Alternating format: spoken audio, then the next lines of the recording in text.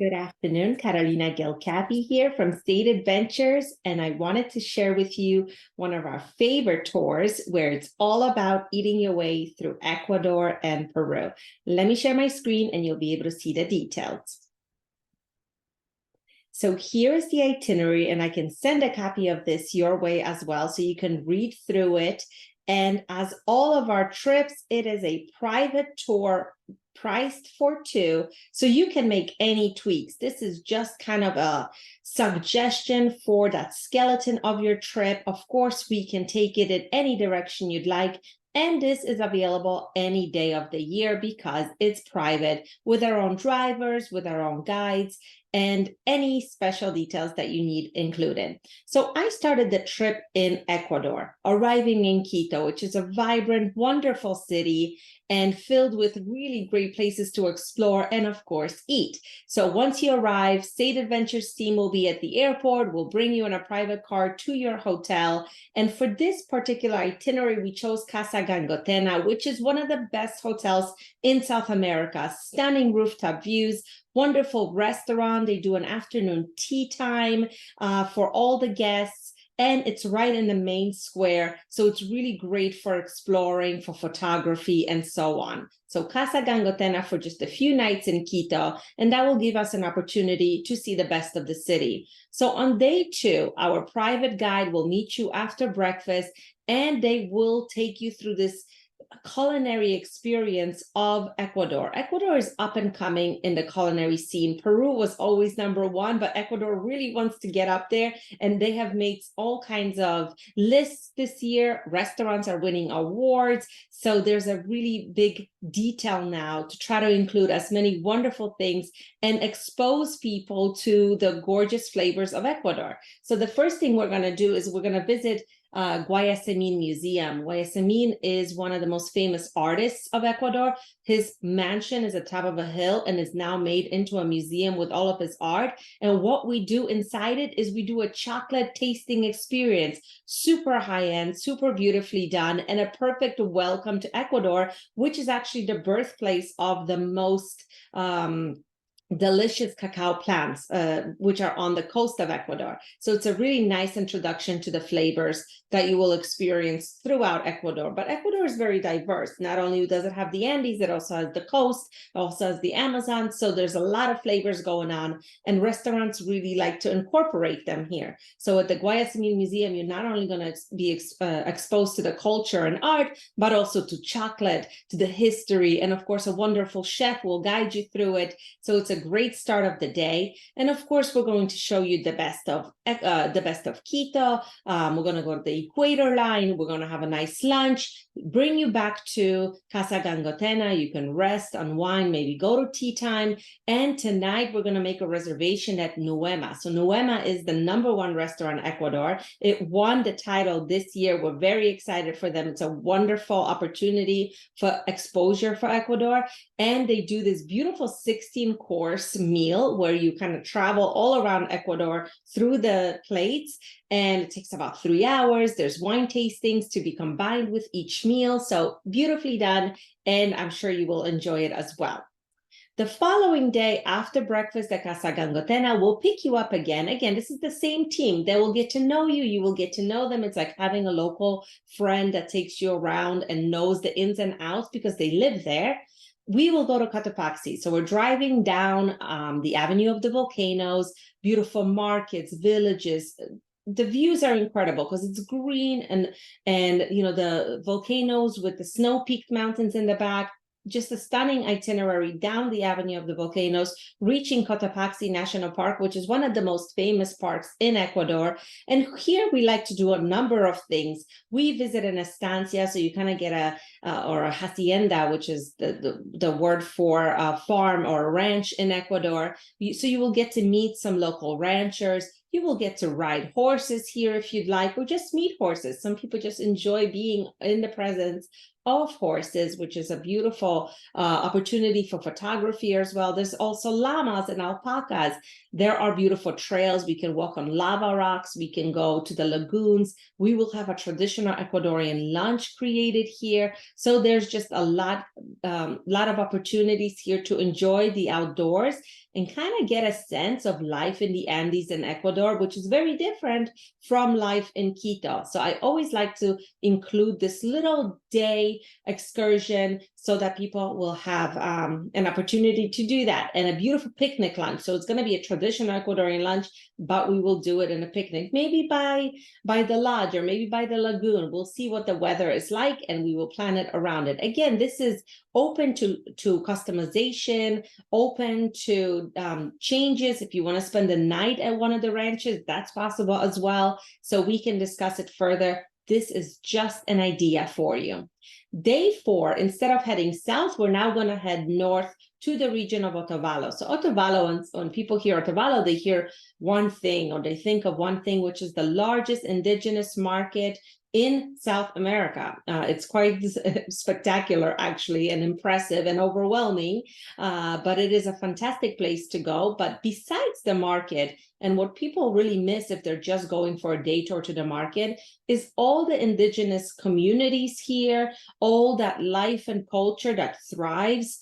It's really a land of lakes and mountains and beautiful valleys. There's flamingos on the lakes. We can go kayaking. There's lots of outdoor opportunities here. And what we like to do is take you, and we're going to spend 2 nights in this region. And that will open up the door to be able to meet some of the local communities. So what we have been doing is we're working with a lot of the communities so that we can empower them, such as our friend Claudia here, who is a local chef, and we will go to her home and learn about cooking in the Andes from her, pick herbs from her garden and the fruit, and participate in the cooking if you'd like, or just enjoy meeting her and hearing about life growing up in an indigenous village, which is fascinating and such an experience. Most clients who experience this tour say this was their favorite day of the whole trip. And I've personally traveled and met Claudia just in December. So I was able to be blessed with her presence as well, and cook alongside with her and have lunch with her and meet her family, which was just beautiful. So besides Claudia and the cooking experience, you're going to meet weavers, you're going to meet musicians, you're really going to get a good vibe of the community of around Otavalo. So it's not just Otavalo, it's all the little villages around it. Really great day. And then we're going to stay in Hotel Otavalo, which is a historic place, completely renovated, lots of charm, fresh roses everywhere, because the best roses in the world come from Ecuador. So we will stay here for 2 nights, which will leave us right in the middle of the town, which is, again, great location for exploring. And finally, on day 5, that's when we will wake up and go to the indigenous market. And even if you don't like shopping, even if this is not something that you want to do, you don't want to buy trinkets, you don't want to bring souvenirs home, it is an opportunity for photography, because the colors of Otavalo are like nothing else.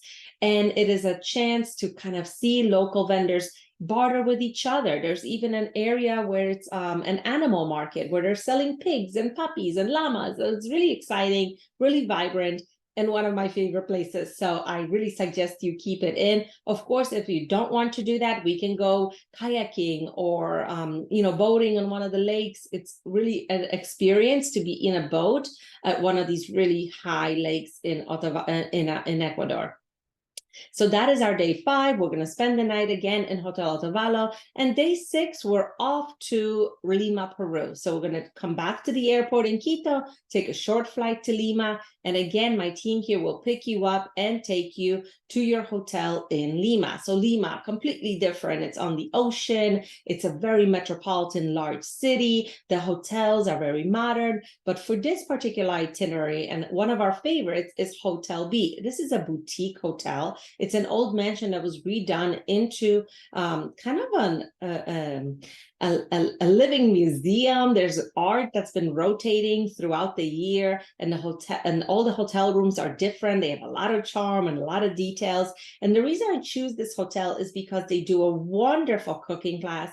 They do a wonderful bartending class where you can make pisco sours, and everything is really high end. It's all about the fantastic ingredients. And like I said, Peru is known for food, so it's very hard to have a bad meal in Peru. So that is where we will start. And of course, like always, we like to visit some of the best restaurants. So tonight, dinner reservations will be at El Central. And you might have heard about this restaurant because this year it was voted #1 place in the world. It's a huge honor for Peru and for South America. So we're very excited to have people come and visit El Central with us. So we send the driver out with you. You can eat off of the menu, choose one of the chef's menus, and then come back. So day 7, we're going to visit the best of Lima. And of course, Lima has so many different things to see. It's on the ocean. There's the Lovers Park. There's Barranco, which is a bohemian, colorful neighborhood. There is the old town, of course, with the square and all the important buildings. So of course, we will visit everything. But what we like to do is put a tweak on it or a twist on it. And we do a lot of it walking. And then we'll pop into a coffee shop and meet the coffee owner and have a coffee with him, or make some milkshakes, or go out for breakfast and eat exactly what local Lima residents eat. So we do this thing where we walk and eat and tour and visit and eat some more and drink something, and or learn how to make a ceviche. So it's a cooking tour. And of course, we will visit some important sites like Huacapuclana, which are ruins that are right in the metropolitan part of the city. There's actually a restaurant there, so we sit down there with a drink. We also go to the Museum Larco, which is a fabulous museum. You can get it done in about an hour, so it's not overwhelming, but really well a curated collection. And there's a restaurant, and we typically have lunch here as well. So a great day, combination of Lima touring and Lima gourmet, and then maybe we'll finish up with the water fountain performance, which is in the park in Lima. It happens almost every day, so we always try to take you there to wrap up the night. And then we're off to Cusco, which, is the heart of the Inca, the Inca Triangle, which is what I call Cusco, Sacred Valley, and Machu Picchu. So once we arrive in Cusco, this will be the highest altitude so far on our trip. So instead of staying here, we're going to go to Sacred Valley right away. It takes you down 2,000 feet. It makes you breathe easier. It's just such a better start to the trip.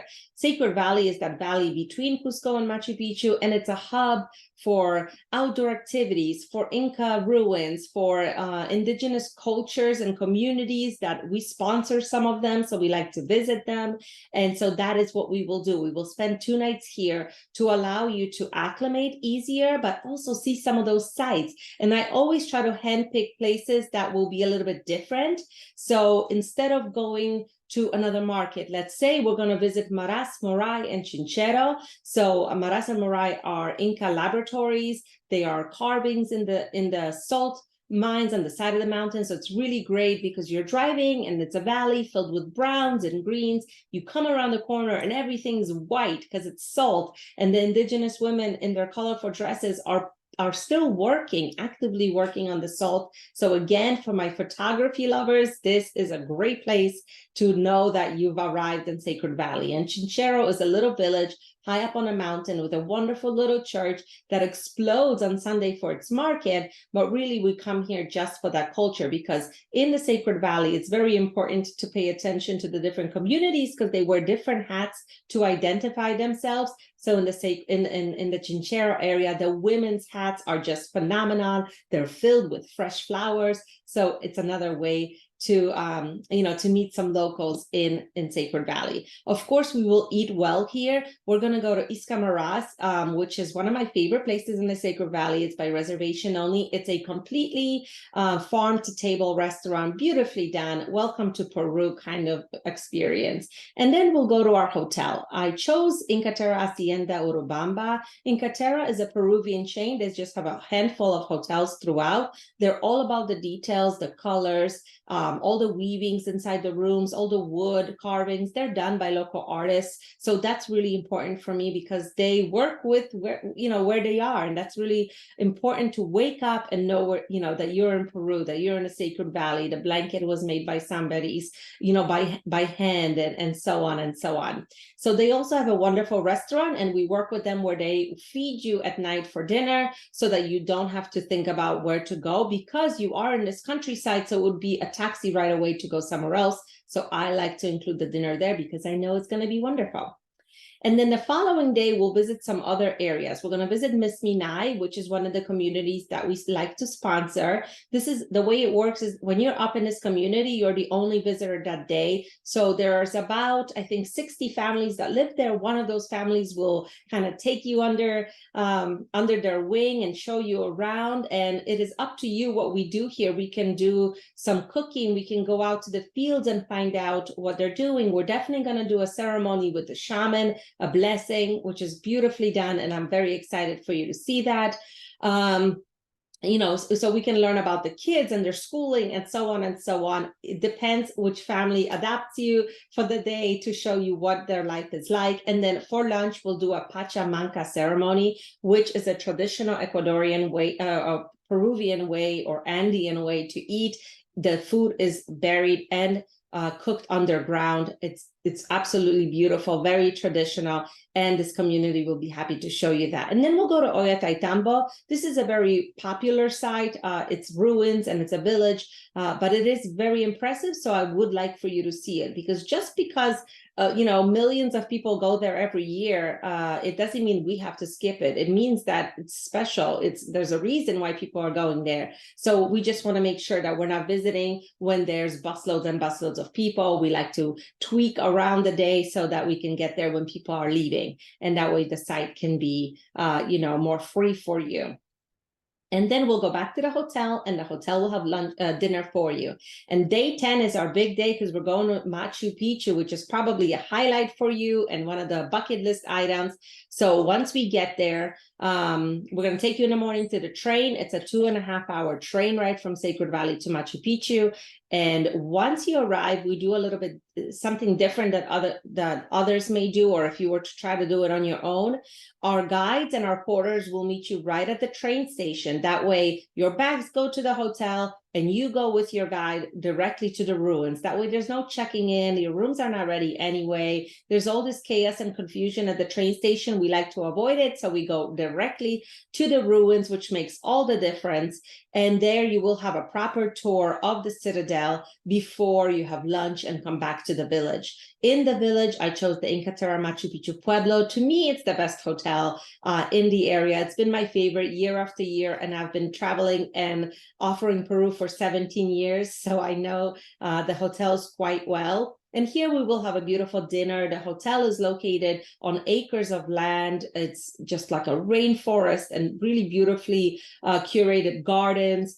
And it's by the train station, by the river. So you can, hear the river at night. It's a great place to unwind. And we need to unwind because in the morning for sunrise, I'm going to wake you up early and we're going back to the ruins, because a lot of people will come on a train, see the ruins and leave. This is the highlight of your trip. It's a bucket list item. So I don't like to rush it. And when those people leave on that afternoon train, you get to go back in the morning for sunrise with way less people. There'll still be people, but it'll be way less than the afternoon crowd. And the light is different. And you can go on different trails, and you can hike up to Huayna Picchu or Huchu Picchu, all the different Pichus out there. We can hit them, or we can choose the one that works for you. There's different strenuous activities. So we will discuss this, of course, and tweak it for your family. We'll have lunch at the Sanctuary Lodge. And the Sanctuary Lodge, you might have heard of it. It's a hotel that's at the top of the mountain by the gate. Sometimes I use this property as well. It's a beautiful Belmont property, but they have a great lunch. So we always like to finish the day off here before we go back to the train station. And we will board the Irambingham train, which is a beautiful white glove service dinner train, very traditional, really a highlight for you coming back to Cusco. Finally, we are acclimated. We're in Cusco, and we're going to stay at the JW Marriott El Convento, which has just opened within the last 3 years. Very special hotel, and I usually am not a big fan of big chains because they lose that sense of location. But this is an old convent that was redone into a hotel, and it took them years and years to open because every time they dug up, they found some new Inca wall or some artifact, and the archaeologists would swarm the place and shut construction down. So instead of fighting history, they kind of adopted it. They brought it into the hotel. They have a gallery inside. They give tours. They have local ladies come in with their llamas and their beautiful scarves. And so it's really well done, really welcoming. And when you wake up, yes, you feel like you're in Peru, and that's very important for me.